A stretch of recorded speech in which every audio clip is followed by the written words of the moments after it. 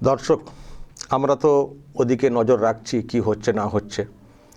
ইরানে যে হামলা চালিয়েছে ইসরায়েল এবং ইউএসএ, এবং তাতে আয়াতুল্লাহ খামেনির তিনি মারা গেছেন, তাকে খতম করে দেওয়া হয়েছে। তারপর পরিস্থিতি কি হচ্ছে কি না হচ্ছে এসব দিকে আমরা নজর রাখছি, এবং আরামবাগ টিভি তো অনেক আগে থেকেই এদিকে নজর রেখেছে, সকাল হলেই একটা আপডেট দেওয়ার চেষ্টা করে। কিন্তু দর্শক, এখন আমি যে জন্য এলাম সেটা হচ্ছে যে খবরটা পেলাম সেটা হচ্ছে ইসরায়েলের যিনি প্রধানমন্ত্রী আছেন নেতানিয়াহু, তার যে অফিস, যেটা বলা হচ্ছে তার অফিসে নাকি অ্যাটাক করেছে ইরান, কোনো একটা মিসাইল বা কিছু একটা ছুঁড়েছে, এটা বলা হচ্ছে। তো আমি দর্শক সেই জন্যে একেবারে সরাসরি কথা বলবো ইসরায়েলে। আমাদের এক বাঙালি ওখানে আছেন, তার বক্তব্য আগেও শুনেছেন এবং খুব সুন্দর ব্যাখ্যাও দিয়ে থাকেন। আমি তার সঙ্গে যোগাযোগ করেছি যে ব্যাপারটা ঠিক কী। হ্যাঁ, পেয়েছি, দীপন চৌধুরী। দর্শক দেখতে পাচ্ছেন। দীপন, আমি অনেক দিন পরে কথা হচ্ছে আবার। আসলে এমন একটা জায়গাতে আছেন, মাঝে মধ্যেই আমরাও খুব উদ্বেগে উৎকণ্ঠায় থাকি কি হচ্ছে না হচ্ছে, এবং আমরা এখান থেকে যে ভয়টা ভয় পাচ্ছি যে কি হবে না হবে, কোত্থেকে কী ছড়াবে। কিন্তু আপনারা ওখানে আছেন, আপনাদের মধ্যে উৎকণ্ঠা উদ্বেগ আরও বেশি থাকার কথা। তবুও যে একটু হাসি মুখ দেখছি, এটা আমাদের কাছে একটা স্বস্তির। কিন্তু আমি যেটা জানতে চাই যে খবরটা এসছে মিডিয়াতেও প্রকাশ, যে নেতানিয়াহুর যে অফিস সেখানে নাকি অ্যাটাক করা হয়েছে আজকে। হ্যাঁ, আমি একটু আগে এই খবরটা দেখলাম। এখন ব্যাপার হচ্ছে যে এটা প্রথম কথা যেটা আমাদের বুঝতে হবে যে এটা ইরানের তরফ থেকেই প্রথমে দাবিটা করা হয়েছে। এখন একটা কথা এখানে অবশ্যই যেটা আসতে পারে এরপর, যে তাহলে যদি এরকম অ্যাটাক হয়ে থাকে তাহলে অন্যান্য মিডিয়াতে কিভাবে খবর দেবে বা এদের স্থানীয় মিডিয়াতে কিভাবে খবরটা আসবে। তো এই প্রসঙ্গে আমি একটা কথা বলি যে ইসরায়েল কিন্তু গণতান্ত্রিক দেশ, এখানের মিডিয়া কিন্তু সরাসরি সরকারের প্রভাবে চলে না। আমি নাম নিচ্ছি না, কিন্তু এরকম ধরুন দু তিনটে একদম লিডিং মিডিয়া হাউস আছে যারা এই বর্তমান প্রধানমন্ত্রী বা তার যে রাজনৈতিক দল তার তীব্র বিরোধী। এছাড়াও এখন টেলিগ্রাম বলে একটা অ্যাপ হয়, সেখানে একাধিক টেলিগ্রাম চ্যানেল বা এটা আমি একটা কোনো মিডিয়ার এতে বলছি না, আমরা এরকম চার পাঁচটা মিডিয়া ফলো করি বা এই ধরনের নানা রকম টেলিগ্রাম চ্যানেল আছে, যেগুলো সব কিন্তু ইসরায়েলের তা কিন্তু নয়, আছে আরব আরব অংশেরও কিছু আছে।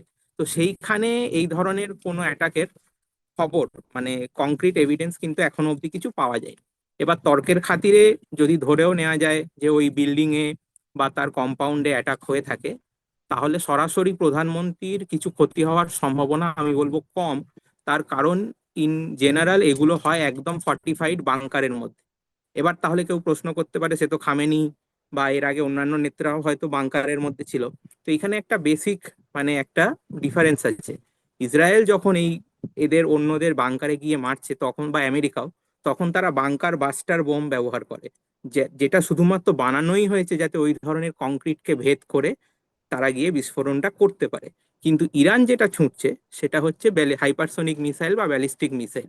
হ্যাঁ, সেটা অবশ্যই যদি যেখানে ইম্প্যাক্ট হয় বিস্ফোরণ হবে, সেখানে ক্ষতি হতে পারে, কিন্তু সেগুলো বাংকার ভেদ করার ক্ষমতা নেই বলেই আমি জানি। এই প্রসঙ্গে আমি আরেকটা, এর আগের একটা উদাহরণ দেব। 2024 যুদ্ধ তো ইরানের সঙ্গে এখন চলছে, এই পুরো হামাস হিজবুল্লাহ এসব যুদ্ধ তো অক্টোবর 7 থেকে চলছে 2023 সালে। 2024 সালে হিজবুল্লাহর একটা ড্রোন নেতানিয়াহুর যেটা বাসভবন, এটা অফিস বলা হচ্ছে, এটা বাসভবন, সেইখানে একটা অ্যাটাক করেছিল তার বেডরুমে। এবং সেইখানে সৌভাগ্যবশত সেই সময় উনি বা ওনার স্ত্রী কেউ ছিলেন না, ওনারা রাজধানীতে ছিলেন, জেরুসালেমে। সেই খবরটা কিন্তু কোনো রকম চেপে রাখা হয়নি, সেই খবরটা আমি কিন্তু সঙ্গে সঙ্গেই এইখানকার মিডিয়াতে দেখেছি। তো অন্যান্য ক্ষেত্রেও আমি দেখি যে এখানকার কিছু মিডিয়া আছে যেগুলো ধরুন কোনো একটা মিসাইল যেখানে ইম্প্যাক্ট হলো, তো সেই মিসাইলের সাইরেনটা শেষ হয়নি তখনও কিন্তু সেই খবরটা সঙ্গে সঙ্গে চলে আসে। তো এরকম অধিকাংশ মিডিয়াতে যে সাবপ্রেশনের একটা ব্যাপার, সেটা কিন্তু আমি দেখিনি। হ্যাঁ, অবভিয়াসলি একদম এক্সাক্ট লোকেশন হয়তো কেউ বলতে চায় না, কারণ সেটা একটা স্ট্র্যাটেজিক ইম্পর্টেন্সের ব্যাপার, সেটা আলাদা। কিন্তু এই যে জিনিসগুলো লুকিয়ে রাখা, সেইটা কিন্তু একেবারেই হবে না। তো আমার মনে হয় না যদি ওখানে হয়েও থাকে অ্যাটাক, কিন্তু প্রধানমন্ত্রী আমার মনে হয় অক্ষতই আছেন। এবং আমার ধারণা যে আগামী হয়তো আজ রাতে বা কালকে উনি হয়তো কোনো ভিডিও বার্তা জারি করবেন। ইনফ্যাক্ট আমি গতকালকেই দেখছিলাম যে এদের যেটা ডিফেন্স হেডকোয়ার্টার আছে, তো উনি একদম অরক্ষিত অবস্থায় ওর ছাদে উঠে গিয়ে ইন্টারভিউ দিচ্ছিলেন, সম্ভবত অ্যাসোসিয়েটেড প্রেস এপি কে ইন্টারভিউ দিয়েছেন, এটা অ্যাভেলেবেল। তো আমার ধারণা নেতানিয়াহু অক্ষতই আছেন। তার মানে যে খবরটা ছড়াচ্ছে যে অফিসে অ্যাটাক করা হয়েছে এবং ইরানই মূলত এটাকে বেশি করে হাইলাইট করছে, কিন্তু ইসরায়েলের সেই ধরনের কোনো প্রচার বা এরকম কিছু আসছে না, নজরে আসছে না আপনাদের? না, আমার মনে হয় এত বড় যদি একটা নিউজ হতো, তাহলে ইসরায়েলের যদি তর্কের খাতিরে মেনেও নি যে মানে তারা ঢেকে রাখছে, কিন্তু এখানে কিন্তু প্রচুর সংখ্যক আমেরিকান মিডিয়া আছে, ব্রিটিশ মিডিয়া আছে, জার্মান মিডিয়া আছে, তাদেরও কেউ না কেউ করতো, মানে বিবিসি, সিএনএন, এরা নিশ্চয়ই ব্যাপারটা চালাতো। এখন এরা যদি নিউজটা করেও থাকে, দেখবেন এরা বলছে যে ইরান দাবি করছে, কিন্তু এদের নিজস্ব সোর্সের মানে উদ্ধৃত করে কিন্তু এরা এখনো বলছে না। তো আরেকটা আমি এই ক্ষেত্রে বলি যে মোটামুটি আমি এই নিয়ে প্রায় যবে থেকে যুদ্ধ শুরু হয়েছে মনে হয় 4-5 বার শুনলাম যে নেতানিয়াহু হয় মানে অ্যাটাক হয়েছে, কখনো বলছে যে সে পালিয়ে গেছে আমেরিকাতে, কখনো তার প্লেন দেখিয়ে বলা হয় যে সে পালিয়ে গেছে। ব্যাপারটা এরকম নয়। হ্যাঁ, যখন এরকম যুদ্ধ সিচুয়েশন হয়, এদের ধরুন যা সিকিউরিটি মিটিং হয় বা ক্যাবিনেট মিটিং হয়, সেগুলো বাংকারের মধ্যে হয়, কিন্তু সেগুলোও মিডিয়াতে আসে যে হ্যাঁ এগুলো বাংকারের মধ্যে হচ্ছে। তো আমার মনে হয় না যে ওনার আপাতত কোনো ক্ষতি হয়েছে কিছু। আমি তো একটা ভিডিও দেখছি আপনাদের ইসরায়েল থেকেই পাঠানো, বাঙালি যারা আছেন তারাই তাদের মধ্যে একজন পাঠিয়েছেন বাংকারের ভিতরে। তো আপনাদেরকে কি মাঝে মধ্যেই বাংকারে যেতে হচ্ছে এখন? মানে এখন কীভাবে ওখানে সতর্ক করা হচ্ছে সরকারিভাবে, কারণ যে কোনো সময় মিসাইল আছড়ে পড়তে পারে। তো মানে কীভাবে আছেন আপনারা? হ্যাঁ দেখুন, আমি যেটা বলি যে এটা বলেছিলাম যে এখানে সিস্টেমটা হচ্ছে এরকম, আমাদের মোবাইলে একটা করে সিকিউরিটি অ্যাপ থাকে। তো এইবারে একটা ব্যাপার যেটা, যে যেহেতু ইরান আর এদের দূরত্ব ধরুন প্রায় 2000 কিলোমিটার, ঠিক আছে? তো একটা হাইপারসোনিক মিসাইল বা ব্যালিস্টিক মিসাইল যদি ওখান থেকে ছোঁড়া হয়, এখানে আসতে মোটামুটি 8 থেকে 10 মিনিট সময় লাগে। এবার এক তো এখানকার সমস্ত এয়ারফোর্স ওখানে ওদের আকাশে আছে, আমেরিকান মার্কিন এয়ারফোর্স এবং তো তারা কি করছে সেটা তো মনিটর করছে, এছাড়াও তো এক্সটেন্সিভ স্যাটেলাইট দিয়ে যখনই কোনো লঞ্চ হচ্ছে সেটা ইজিলি ডিটেক্ট করা যায়। তো যখন প্রথম লঞ্চ হলো তখন আমাদের একটা আর্লি ওয়ার্নিং আসে যে এখন আমরা শেল্টারের কাছাকাছি থাকুন, শেল্টারে ঢুকতে হবে না। এবার ধরুন দূরত্ব 2000 কিলোমিটার, তো যখন মিসাইলটা 500 কিলোমিটারে চলে এলো, তো আমি রাফলি বলছি, মানে এক্সাক্ট ভ্যালু বলছি না, তখন একটা ফাইনাল অ্যালার্ট আসে যেখানে 1.5 মিনিট সময় পাওয়া যায় শেল্টারের মধ্যে। এবার শেল্টার মানে যে বারবার আমাদের নিচে কোথাও বা এরকম বোম শেল্টারে যেতে হবে তা নয়।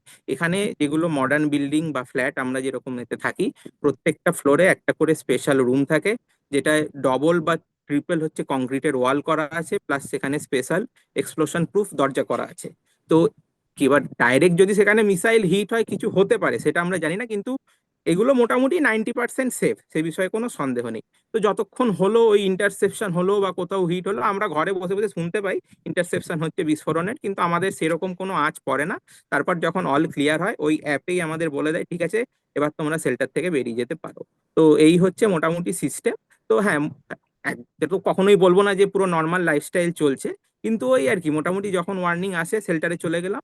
এবার এটা কখনো 15 মিনিট থাকতে হলো, কখনো আধ ঘন্টা থাকতে হলো, কখনো কখনো ইরান যেটা করে যে মানে ধরুন একটা হয়ে গেল রাউন্ড, তারপরে লোকজন একটু বেরোলো আবার পরের রাউন্ডটা দিচ্ছে, মানে বেসিক্যালি মানুষকে একটু আতঙ্কগ্রস্ত করা। তো সেই রকম তো কখনো কখনো আধ ঘন্টা 40 মিনিট অব্দি থাকতে হয়, কিন্তু তার বাইরে নাই। আমি যেমন এখন আজকে সকাল থেকে ল্যাবে এসেছি, 1-2 বার হয়েছে সাইরেন। বাট হ্যাঁ, আবার আসলে এখানে সব জায়গাতেই এখানে মানে বিল্ডিং এ বলুন, কোনো ওয়ার্ক প্লেসে বলুন, কমার্শিয়াল দোকান, সব জায়গায় শেল্টারের ব্যবস্থা আছে। তো আপনি সেটা ইউজ করতে পারেন। না, দোকানপাট কি মানে মানে কীভাবে খোলা আছে? মানুষ তো জিনিসপত্র কিনবেন। আর অফিস হ্যাঁ, অফিস অফিস দোকানপাট আপনি বলতে আপনি ল্যাবে আছেন, কিন্তু এমনি অফিস টফিস কি চলছে নাকি এখন বন্ধ রাখা আছে? এটা মানে দেখুন, আজকে এমনিতে আজকে বিকেল থেকে এদের একটা উৎসব আছে, এর নাম হচ্ছে পুরিম। তো আজ আর কাল এমনি ছুটির দিন, কিন্তু মানে এমনি আমরা যে বাজার দোকান সেগুলো খোলা। আর কিছু কিছু দু একটা রেস্টুরেন্ট ইত্যাদি এগুলো বন্ধ, কিন্তু মানে একদম শাটডাউন নয়। মানে এর থেকে খারাপ আমরা দেখেছিলাম যখন প্রথম হামাসের সঙ্গে অ্যাটাক হয়েছিল, তখন যেমন অনেক কিছুই বন্ধ ছিল, এখন কিন্তু সেরকম নয়, এবং লোকজনও আস্তে আস্তে আসছেন আর কি। ইভেন এদের বাস ট্রেন যেটা সাধারণত এইরকম ক্ষেত্রে বন্ধ থাকে, সেটাও এইবার চলছে, কারণ গোটা দেশেই সেনাদের মোবিলাইজ করা হচ্ছে বিভিন্ন বর্ডারে। তো সেই জন্য সেই মোটামুটি জনজীবন মানে স্বাভাবিক বলবো না, কিন্তু চলছে, মানে স্তব্ধ হয়ে যায়। লেবানন মানে পাশে যে লেবানন, সেখান থেকেও নাকি কিছু একটা অ্যাটাকের ব্যাপারটা শুনছিলাম, ওখান থেকেও ইরানের সমর্থনে কিছু একটা অ্যাটাক করার চেষ্টা করেছিল। হ্যাঁ, এটা বলি যে আমি জানি, আমরা আগে এটা কথা বলেছি যে লেবাননে এটা হচ্ছে হিজবুল্লাহ। এখন এটা কিন্তু লেবানন সরকারের সঙ্গে বা প্রশাসনের সঙ্গে গুলিয়ে ফেললে হবে না। এই হিজবুল্লাহর পুরো অস্তিত্বটাই ইরানের সঙ্গে জড়িয়ে। ইরান তাদেরকে ফান্ডিং করতো, সমস্ত অস্ত্র দিত। কিন্তু কালকে রাতে তারা এবার এতদিন তারা আহ, মানে কার্যত নীরব ছিল, যা হয়েছে হয়েছে।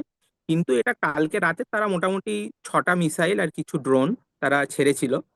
এটা তারা বলছে যে খামেনেইয়ের মৃত্যুর প্রতিবাদে। এখন ব্যাপারটা যেটা হচ্ছে যে দেখুন, খামেনি ইরানের শুধু সর্বোচ্চ নেতা তা নয়, উনি একজন শিয়া ধর্মগুরু। তো তার মৃত্যুটা মানে শিয়া সমাজের কাছে একটা বড় মানে ধাক্কা। তো হিজবুল্লাহকে এটা করতেই হতো। কিন্তু তার পরেও যেটা হয়েছে যে এরা সঙ্গে সঙ্গে প্রত্যেকটা মিসাইল ইন্টারসেপ্ট করে ফেলেছে, কারণ এরা এখন একটা নতুন সিস্টেম নিয়ে এসেছে, সেটা হচ্ছে লেজার ভিত্তিক ইন্টারসেপশন। এতদিন এই যে মিসাইল ইন্টারসেপ্ট হতো, কি হতো মানে ওরা একটা মিসাইল ছুটছে, এদেরও একটা মিসাইলই ছিল যেটা গিয়ে ধ্বংস করে দিত। কিন্তু এরা এখন যেটাকে বলা হচ্ছে গেম চেঞ্জার, এবং খুব সম্ভবত আমাদের প্রধানমন্ত্রী যখন এসেছিলেন এখানে তখন ওই প্রযুক্তি ভারতের আমদানি করারও কথা হয়েছে। তো লেজার ভিত্তিক, তো এইটা কালকে প্রথমবার ট্রায়াল হয়েছে। তো এই ভিডিওটা এসছে টুইটারে, যে কেউ চাইলে দেখতে পারেন যে রকেট গুলো জাস্ট যখন উঠছে ঠিক সেই মুহূর্তেই গিয়ে লেজার দিয়ে পটপট ধ্বংস করে দেওয়া হয়েছে, মানে ইসরায়েলের সীমানাতেও আসাবার তাদের কোনো সুযোগ হয়নি। কিন্তু এই যে আমি বললাম 6টা রকেট, হিজবুল্লাহ আগে যা ছিল, হিজবুল্লাহর ক্ষমতা 6টা না, হিজবুল্লাহর ক্ষমতা ছিল 6,000 রকেট পাঠানোর। কারণ ইরান পুরো ইসরায়েলকে ঘিরে ছিল এইভাবেই, একদিকে হামাস, একদিকে হিজবুল্লাহ, একদিকে হুতি। কিন্তু এই যে আজকে 23 সাল থেকে প্রায় 2.5-3 বছর যে যুদ্ধটা চলছে, এখানে কিন্তু হিজবুল্লাহকে ইসরায়েল প্রচুর ক্ষতি করেছে। এবং বিশেষ করে হাসান নাসারাল্লাহ, যিনি ওদের প্রধান নেতা ছিল, তার মৃত্যুর পর কার্যত হিজবুল্লাহ ধসে গেছে। তো এইটা ওরা 6টা করেছে, কিন্তু তার পাল্টা সঙ্গে সঙ্গে ইসরায়েল ওখানে অ্যাটাক করেছে। ওদের একজন যে পার্লামেন্টের লিডার ছিল তাকে মেরে দিয়েছে। ইভেন আজকে এদের প্রতিরক্ষা মন্ত্রী বলেছে ওদের যে এখন প্রধান আছে নাইম কাসেম, সে এবার আমাদের টার্গেটে আছে। আর তার থেকেও বড় কথা, লেবাননের যেটা প্রশাসন আছে বা সরকার আছে, তারা কিন্তু এটাকে ক্রিমিনাল অ্যাক্টিভিটি বলছে, মানে হিজবুল্লাহর এই রকেট ফায়ারটাকে। এবং তারা বারবার বলছে যে লেবানন কোনো রকম যুদ্ধে জড়াতে চায় না, ইরান আর ইসরায়েলের ঝামেলা তারা বুঝুক। তো হিজবুল্লাহ যারা এটা করেছে আমরা তাদের বিরুদ্ধে ব্যবস্থা নেব। তো এবং অবশ্যই লেবানন সরকারের উপর কিছুটা আমেরিকার প্রভাব আছে, ফ্রান্সের প্রভাব আছে। তো লেবানন সরকার কিন্তু ইসরায়েলের সঙ্গে নর্মালাইজেশনের পক্ষে, কিন্তু হিজবুল্লাহ অনেকটা দুর্বল হয়েছে। কিন্তু ওই যা আছে সে একবার ফোঁস করার মতো ওরা এটা করলো। তবে আমার ধারণা হিজবুল্লাহ এরপর আর খুব বেশি যুদ্ধটা করবে না। তবে ওই হুতি যারা ইয়েমেনে ছিল তারাও হয়তো 1-2 বার কিছু মিসাইল টিসাইল পাঠাতে পারে। বাট হ্যাঁ, মানে মূলত কিন্তু এটা ইরান যতটা আশা করেছিল যে এরা তাদেরকে সাথ দেবে, সেটা কিন্তু হচ্ছে না আপাতত। আচ্ছা, ইসরায়েলের মানুষের কি রিয়াকশন, এই যে আবারও একটা যুদ্ধ লাগলো এবং পাল্টা ওদিক থেকে আসতে পারে, মানুষ কি এটাকে সমর্থন করছে, মানে নেতানিয়াহুর যে এই যে পদক্ষেপ, না কি বলতে চাইছেন যে কি দরকার ছিল এত ঝামেলা করার, মানে মানুষের কি রিয়াকশন, নর্মাল যারা মানুষ? আমি আমি দেখুন, এই বিষয়ে একটা খুব ভালো প্রশ্ন আপনি। আমি এদের মেন্টালিটিটা বোঝাবার জন্য আমি নাম নিয়ে বলতে পারি, কোনো অসুবিধা নেই। বিখ্যাত জার্নালিস্ট রাজদীপ সরদেশাই, তিনি ইন্ডিয়া টুডেতে গতকাল এখানকার যে বিরোধী দলনেতা ইয়ের লাপিড, তার সাথে একটা সাক্ষাৎকার করেছেন। তো সেইখানে ইয়ের লাপিড যেটা বলছিলেন যে, এবং উনি এটা আগেও বলেছেন, বা আরেকজন যিনি বিরোধী নেতা আছেন নাফতালি বেনেট, তাদের মূল বক্তব্য একটাই: নেতানিয়াহুর সঙ্গে আমাদের ব্যক্তিগত বিরোধ যা খুশি থাকতে পারে, কিন্তু দেশের স্বার্থে আমরা একটা। এবং উনি ওই ইন্টারভিউ অন্যত্র আপনি দেখবেন, উনি কিন্তু মানে ওনাকে সরাসরি জিজ্ঞেস করেছিল আপনি কি এই ডিসিশন সমর্থন করেন, বললে হ্যাঁ 100% সমর্থন করি, এটা আমাদের দরকার ছিল, কারণ এটা হওয়ারই ছিল। আর জবে থেকে ইরানে এই খামেনি শাসন এসছে, তবে থেকেই এই যে পুরো সিস্টেমটা ইসরায়েল এবং আমেরিকার বিরুদ্ধেই করা হয়েছে। এবং এদের একটাই slogan, dead two Israel, dead to America. তো এই যুদ্ধটা এতদিন হয়নি কিন্তু কারণ ইরান এতদিন এইসব এই প্রক্সির মাধ্যম দিয়ে চালাতো। তো যখন আজকে হামাস বলুন, হিজবুল্লাহ বলুন, যখন এই প্রক্সিগুলো দুর্বল হয়ে গেছে, তখন ইরানকে সরাসরি সংঘাতে জড়াতেই হবে। এবং অবশ্যই কেউ এখন বলতে পারে তারা আগে তো এরা অ্যাটাক করেছে, ঠিক আছে। তো সেই বিষয়ে আমার মানে যেটুকু দেখেছি বা মিডিয়াতে ইন জেনারেল, লোকজনের এটাই বক্তব্য যে আমরা আরো 2 সপ্তাহ শেল্টারে থাকবো তাও ভালো, কিন্তু যদি এই ইরানের যে খামেনি প্রশাসন সেটা যদি বদল হয়, তাহলে ইসরায়েলের পক্ষে লং টার্মে ফিউচারে তার থেকে ভালো আর কিছু হতে পারে না। তো এইটা হচ্ছে জেনারেল সেন্টিমেন্ট। না, তার মানে আমি আমি ওটা দেখিনি, রাজদীপ সরদেশাইয়ের কথা যেটা যেটা যেটা বললেন, তার উনি নিশ্চয়ই হয়তো ওদিক থেকে আশা করেছিলেন যে আমাদের এই দেশে যেমন হয় আর কি, বিরোধী লোকেরা সরকারের বিরুদ্ধে দুম করে একটা বলে দেন, মানে দেশের স্বার্থটা দেখেন না যে কি বলছি এর কি ইম্প্যাক্ট হতে পারে, হয়তো এরকম কোনো আশা করেছিলেন ইসরায়েলের বিরোধী নেতা হয়তো এরকম কিছু বলবেন, কিন্তু তিনি যে এতটা দায়িত্ববান হবেন হয়তো ভাবতে পারেননি। যাই হোক, না, বিরোধী নেতা হ্যাঁ, যখন এই কথা বলছেন, তার মানে সাধারণ মানুষের কি রিয়াকশন হতে পারে সেটা আমরা পরিষ্কার বুঝতে পারছি, খুব আপনি দায়িত্ববান। আপনি দেখুন না, মানে এবার ভালো আপনি পয়েন্টটা বলেছেন। দেখুন, যুদ্ধে তো দুই পক্ষেই ক্ষয়ক্ষতি হবে।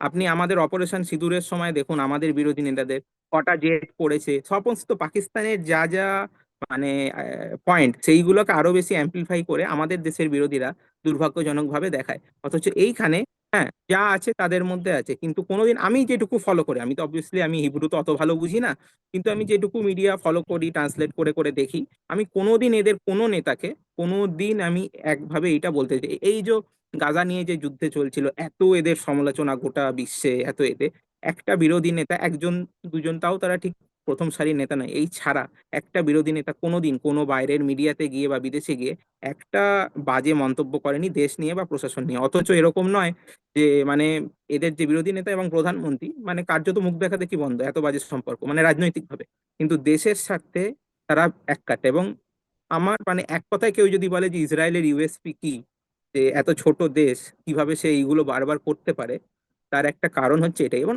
এই প্রসঙ্গে আমি আর একটা ছোট্ট কথা বলি, যে এই যখন প্রথম গাজার অ্যাটাকটা হয়, তখন এদের একটা মানে এরা বলে ইউনিটি গভর্নমেন্ট, মানে একটা রিপ্রেজেন্টেটিভ গভর্নমেন্ট, যেখানে বিরোধী দল এবং শাসক দল একসাথে মিলে সরকার চালাচ্ছিল, এবং সমস্ত দেশের সিকিউরিটির জন্য বা অর্থনীতির জন্য যা যা সিদ্ধান্ত তারা একসাথে ঐক্যমত্যভাবে সরকারটা চালাচ্ছিল এবং সেই সিদ্ধান্তগুলো নিচ্ছিল। আমরা ভারতবর্ষে এইগুলো এরকম মানে সিস্টেম কোনোদিন ভাবতে পারবো? কখনোই সেটা সম্ভব নয়। ওকে, কিন্তু এখন তো এরকম অবস্থা, তো ভারতের সরকারের তরফ থেকে কিছু কি বলা হচ্ছে না কি আপনাদেরকে ফিরিয়ে আনা, বা আপনাদের মধ্যে কি এরকম কোনো এর দেখুন, আজকের আমি এই মুহূর্তের আপডেট যদি বলি, তাহলে আমরা জুনে যে সিচুয়েশন ছিল, জুনের যুদ্ধের সিচুয়েশনটা অন্তত আমার কাছে না, আমি আরো অনেক সঙ্গে কথা বললাম, সেটা অনেক বেশি ভয়াবহ ছিল। মানে সেইখানে মিসাইলের ইম্প্যাক্ট অনেক বেশি হচ্ছিল, ইরান অনেক বেশি মিসাইল মারছিল। এইবার নানা রকম কারণ আছে, যেহেতু আমেরিকা সঙ্গে আছে, বা আপনি জানেন যে ইরান একাধিক আরব দেশেও অ্যাটাক করছে যেখানে যেখানে ঘাঁটিগুলো আছে মার্কিন। তো সেই কারণে ইসরায়েলের ওপর এখনো সেই অর্থে প্রভাবটা মানে আমার অন্তত সেরকম লাগেনি যেটা জুনে ছিল। সরকারের তরফ থেকে এমনি যোগাযোগ করা হয়েছে, বলেছে যে লোকাল সিকিউরিটি গাইডলাইন ফলো করো, কিন্তু ইভাকুয়েশনের এখনই কোনো নোটিশ নেই। আর ইনফ্যাক্ট এখন খুব একটা সম্ভব নয়, কারণ আপনি জানেন যে আবুধাবি, দুবাই, কাতার সমস্ত এয়ারপোর্ট কার্যত স্তব্ধ হয়ে রয়েছে। তবে আজকের একটা খবর যে মানে এখানে ইসরায়েলিরা যেহেতু প্রচুর এদিক ওদিক ঘুরতে যায়, তো ওদের প্রায় ধরুন 1 লক্ষ লোক এখন বিদেশের বিভিন্ন জায়গায় ফেঁসে আছে। ভারতেও অনেকে আছেন, ধর্মশালা ইত্যাদি জায়গা, তাদেরকে ফিরিয়ে আনতে সম্ভবত এদের যে যেটা রাষ্ট্রীয় বিমান আর কি এলাল, তো তারা হয়তো এয়ার স্পেসটা মানে এখন তো এয়ার স্পেস পুরোপুরি বন্ধ, এয়ারপোর্ট বন্ধ, সেটা হয়তো পার্শিয়ালি খুলে দেওয়া হবে। তো যদি এয়ার স্পেস পার্শিয়ালি খোলে তখন হয়তো কোনো ইভাকুয়েশনের মানে সিদ্ধান্ত হতে পারে। কিন্তু এখন এই মুহূর্তে কোনো কমিউনিকেশন নেই। বাড়ির লোকেদের কি বক্তব্য? তারা তো উৎকণ্ঠায় আছেন এখানে। হ্যাঁ, উৎকণ্ঠায় আছেন, কিন্তু একটা ব্যাপার হচ্ছে আমাদের তো এটা প্রথমবার নয়, মানে প্রায় আজকে 2.5 বছর আছি, এরকম চলতেই থাকে।